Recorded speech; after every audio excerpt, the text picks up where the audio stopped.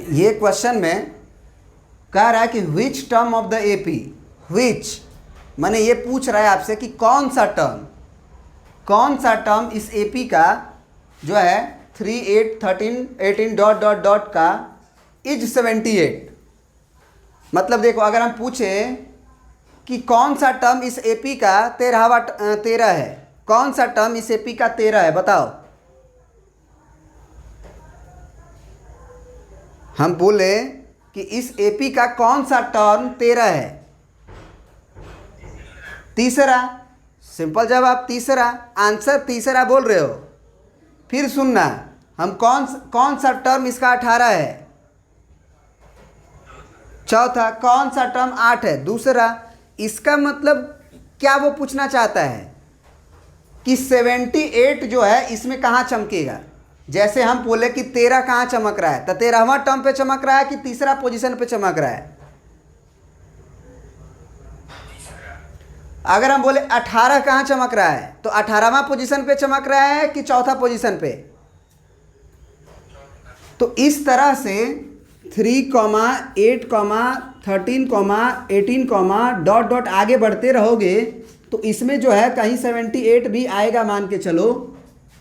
तो 78 कहाँ चमकेगा, 20वां पे पोजीशन पे कि 30वां पोजीशन पे। दूसरा क्वेश्चन, अगर हम बोले कि कौन सा टर्म जो है इस एपी का 15 है, कौन सा टर्म इस एपी का 15 है, क्या है,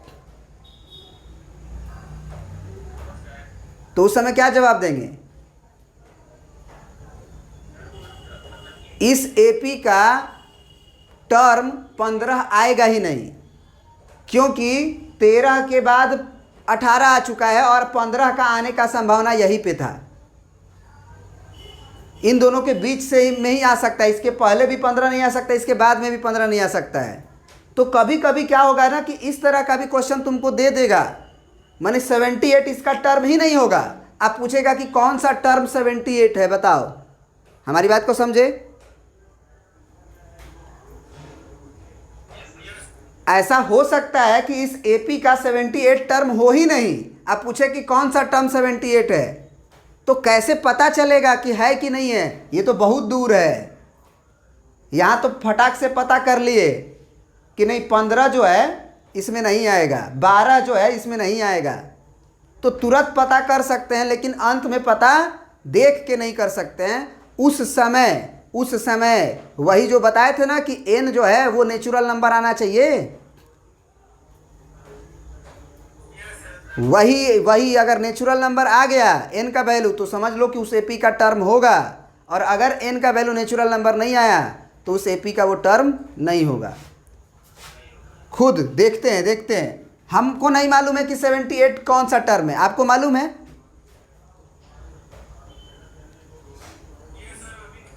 निकाले हो तो अलग बात है, लेकिन ऐसे हमको नहीं मालूम है कि कौन सा टर्म 78 है, तो हम मान लेंगे लेट nth टर्म इज 78। हम मान लिए कि nth टर्म जो है वो 78 है, मतलब tn का वैल्यू हम 78 लिखेंगे, सही है जी।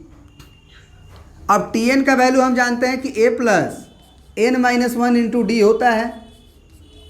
अब a की जगह पे हम क्या लिखेंगे, 3 लिखेंगे, प्लस n तो हमको निकालना ही है कौन सा टर्म है, और d का वैल्यू 8 में से 3 घटाइए, 8 माइनस 3 घटाइए, 5 आया ना,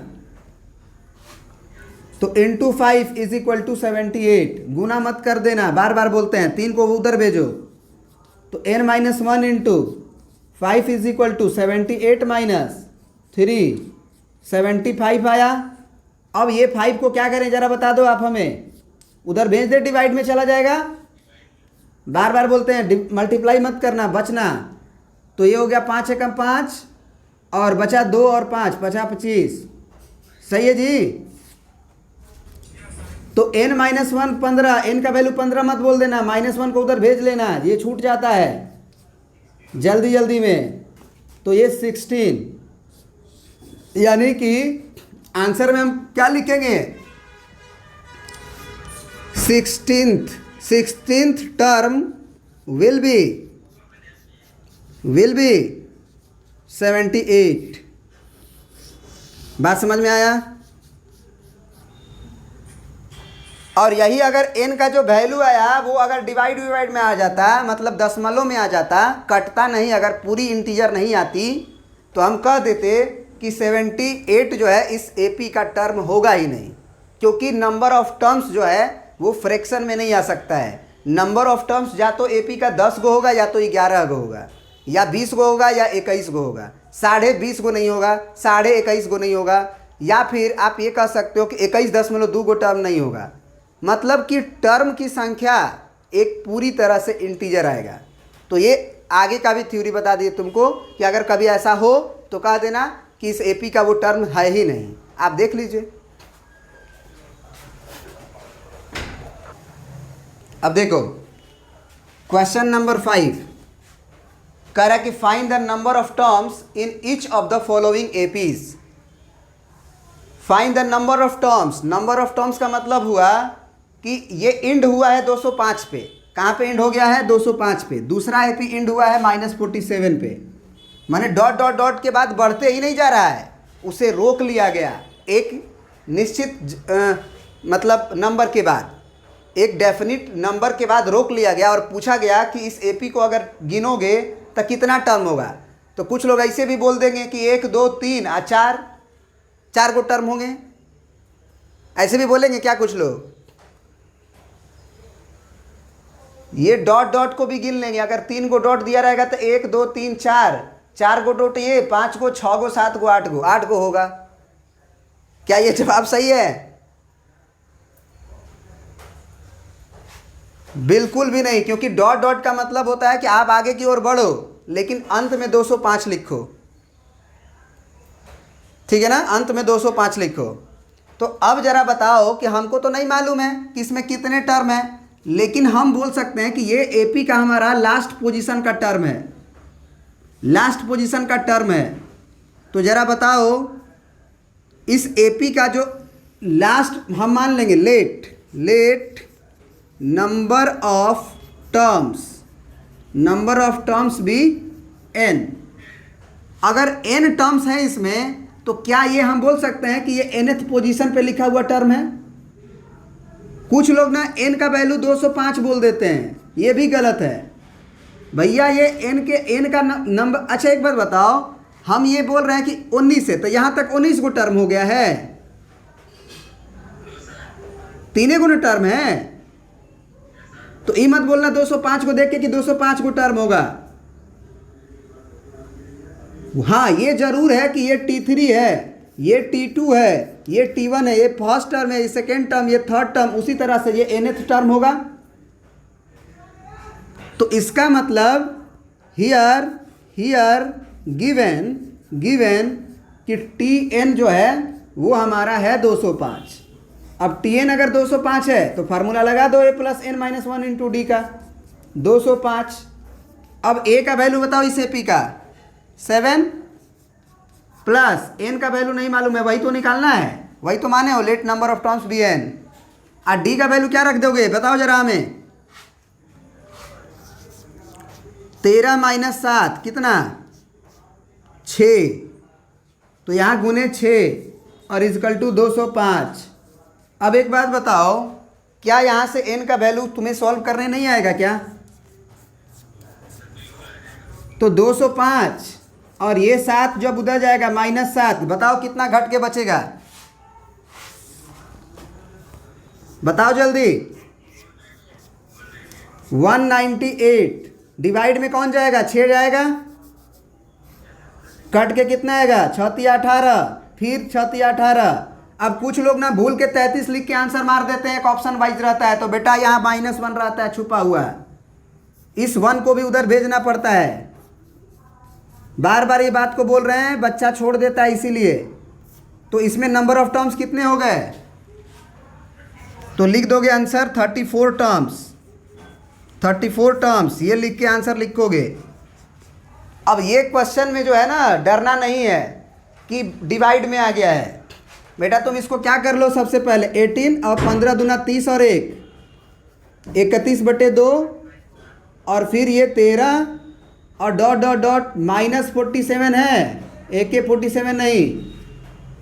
अब इसमें भी मान लो लेट नंबर ऑफ टर्म्स भी n, तो फिर से इसमें भी हम क्या बोलेंगे कि हमारा nth पोजीशन पे लिखा हुआ टर्म Tn है, तो यहाँ पे हम लिख देंगे कि here Tn is equal to -47। Tn का फॉर्मूला फिर से वही, दूसरा नहीं, वही a plus n-1 into D बराबर -47। a के जगह पे 18 लिखेंगे। हाँ, यहाँ पे d निकालने में थोड़ा सा मशक्क़त करना पड़ेगा, तो उससे हम घबराएंगे नहीं। n-1 और d का वैल्यू कैसे निकालेंगे ज़रा बताओ। दो तरीका है निकालने का, दो तरीका बता रहे हैं। एक तो है कि तुम घटा लो, 31/2 कर लो और -18 कर लो, यहीं पे करना बगल में, मेरे पास जगह नहीं है, बाई 1। अब एलसीएम हो गया 2, अब 2 से 2 घटा तो 31 ही आएगा, 1 से 2 करोगे तो 2 आएगा, -18 दूना के 36। कितना आया, कितना आया डी का वैल्यू?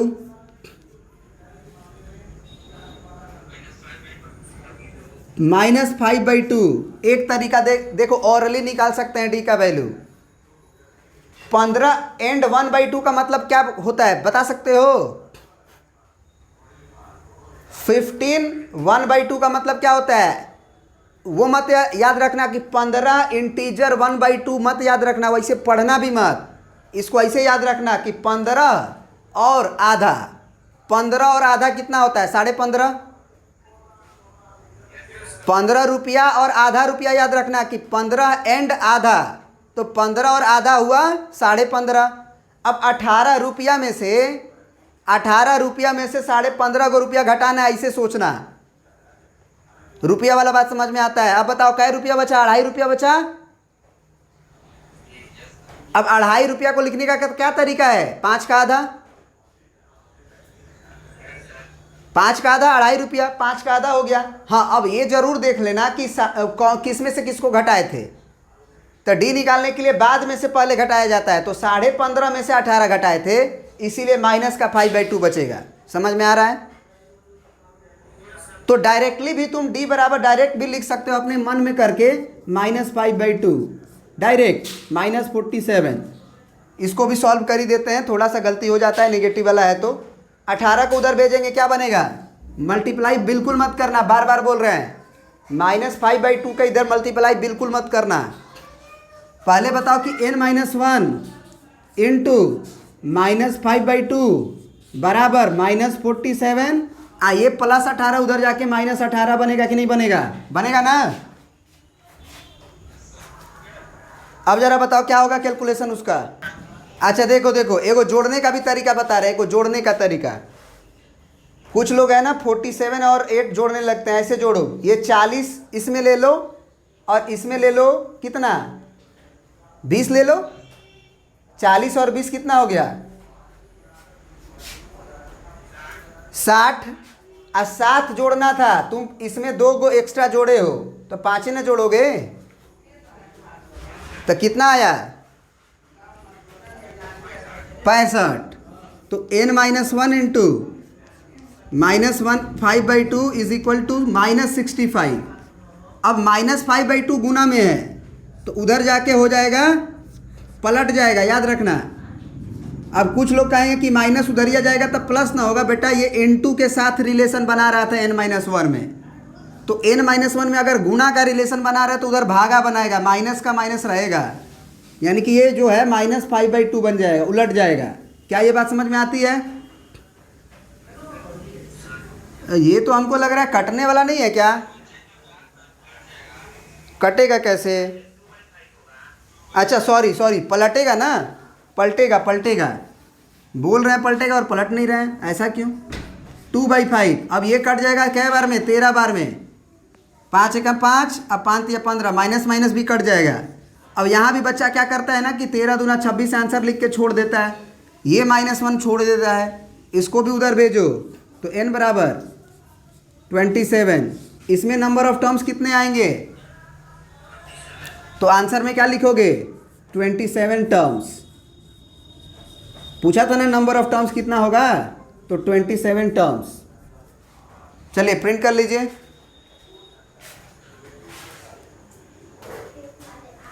देखिए क्वेश्चन नंबर 6 क्या कह रहा है कि check whether -150 is a term of the AP 11852 dot dot.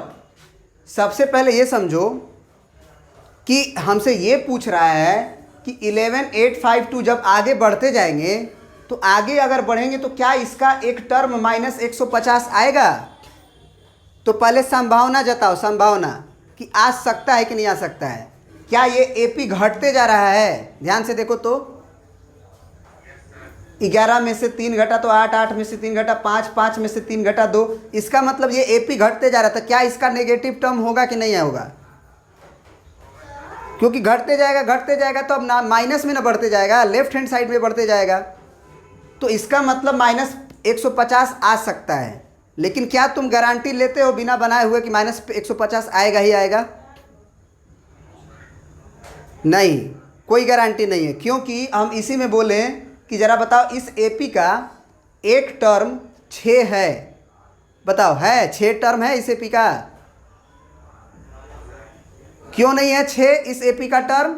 क्योंकि 8 के बाद 5 हो गया है, तो 6 आने का संभावना तो 8 और 5 के बीच में ही था। फिर हम बोले इस AP का एक टर्म 4 आएगा क्या? नहीं आएगा, क्योंकि 4 अगर आता तो 5 और 2 के बीच में आ जाता। इधर भी नहीं आ सकता, इधर भी नहीं आ सकता है। मतलब ये हुआ कि -150 आने का संभावना तो बन रहा है क्योंकि नेगेटिव में हमारा AP जा रहा है, लेकिन गारंटी नहीं है कि -150 आएगा ही आएगा। तो कैसे पता चलेगा? तो हम लोग क्या करेंगे कि मान लेते हैं कि इस AP का कुछ देर के लिए मान लेते हैं कि इस AP का एक टर्म -150 आएगा। कहीं ना कहीं जाएंगे आगे तो -150 भी हमको दिखाई देगा। तो मान लेते हैं कि लेट nth टर्म इज -150। हम मान लिए कि इसका nth टर्म -150 होगा क्योंकि हमको पोजीशन नहीं मालूम है कि कौन सा होगा। तो अपने आप अगर नहीं आना हुआ होगा ना तो n का वैल्यू फ्रैक्शन में आएगा, दशमलव में आएगा, और नहीं तो n का वैल्यू इंटीजर में आ जाएगा। तो यहाँ से हम Tn का फॉर्मूला लिखेंगे a plus n-1 into D. इसका वैल्यू हो जाएगा -150। अब a का वैल्यू हमारा AP में 11 चमकेगा प्लस n-1। डी का वैल्यू हमेशा याद रखना बाद में से पहले होता है, तो 8 माइनस 11 होगा तो कितना आएगा? -3 और -150। मल्टीप्लाई मत करना, बोल रहे हैं बार बार, उधर करो, 11 को उधर भेजो। तो n-1 इंटू -3 लिख दो यहाँ पे, कोई दिक्कत है नहीं, इज इक्वल टू -150 और -11 कितना आएगा? -161। सही है क्या? सही है ना? अब जरा बताओ, यही से मज़ा आने वाला है। n-1 बराबर -161 बटे -3, माइनस से माइनस कट गया। क्या ये कट पाएगा? क्योंकि 6 1 7, 7 1 8, 8 3 से नहीं कटता है, मतलब 3 का डिविजिबिलिटी रूल फेल हो गया, तो ये कटेगा नहीं। अब जब ये कटेगा नहीं तो ज़बरदस्ती काटो, अगर मन है तो ज़बरदस्ती काटो, यानी कितना आएगा ये? 3 5 15, फिर 1 और 1, 3 तिया 9, दशमलव 2 और 0, 3 6 18, 3 6 18, 3 6 18। तो यहाँ से हम बोलेंगे कि n का वैल्यू क्या होगा, तो -1 को उधर भेजो तो 53.66 डॉट डॉट, अब प्लस 1 जोड़ेंगे तो ये हो जाएगा 54.666। सही बात है। अब इस AP का n का वैल्यू दशमलव में आ गया। बेटा दशमलव में अगर वैल्यू आ गया तो समझो कि कहानी क्या हो गई? कहानी हो गई कि इस AP का 54.6 टर्म है।